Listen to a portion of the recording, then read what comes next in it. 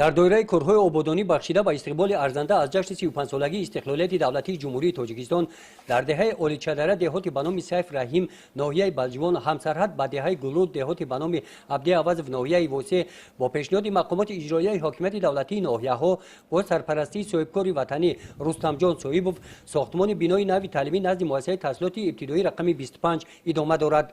بنای نوی تعلیمی از 4 سیمخانه عبارت بوده برای 100 جای نشست به نقشه گرفته شده. برای گذاشتن به مؤسسه تحصیلات اساسی شرایط مهیا نموده این مشکلات را در دهات دوردست ناحیه‌های واسه و بلجوان حل می‌نماید.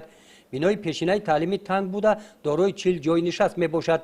در چنین شرایط برای تحصیلات اساسی گذاشتن مؤسسه تعلیمی امکانیت‌ها موجود نبودند. در یکی از دههای دوردستترین جماعت به نام سیف رحیم دهه اولیچدره که مکتب تحصیلات ابتدایی رقم 25 در نزد او 4 سیمخانه از طرف صاحبکار صاحب رستم جان ساخته به استفاده داده می شود.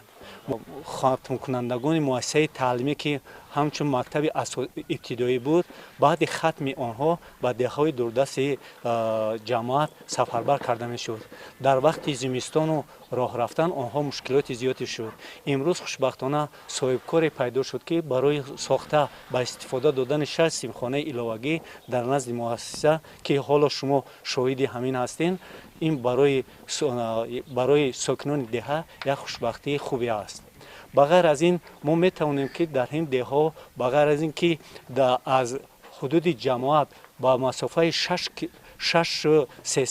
6 کیلومتر 300 متر راه دهه سنفر کرده شده است. بنای نوی تعلیمی طبق لایحه شرکت ام گروپ طراحی شده است. در کارهای ساختمانی بنا 10 نفر ساکنان محلی با کار جلب کرده شدند. میدان زمینی نزد حوالگی مؤسسه 27 سوسق را تشکیل داده طبق نقشه بعد انجام ساختمان بنای تعلیمی ساختمانی میدان خرد ورزشی در نظر است. یادآور باید شد که در دوره کارهای آبادانی پیش از این با دستگیری فدراسیون پایگاه و بوسکشی جمهوری تاجیکستان مسافه 6.5 کیلومتر راه اساسی تا دهه برای منفش کردن سنگفرش کرده شده است. صاحبکاران مقصد دارند تا جشن 35 سالگی استقلالیت دولتی جمهوری تاجیکستان این راه را پورا اسفالت پوش نموده. همچنین برای برطرف کردن مشکلات تامین ساکنان دهه‌های اولیچدره ناحیه بلجوان و دهه گلرود ناحیه واسه با بینوشاکی سهم ارزنده خود را گذارند. گزارش خواجه نظری خدای نظر ظهوروف از ناحیه بلجوان واسه برای برنامه اطلاعاتی نوید.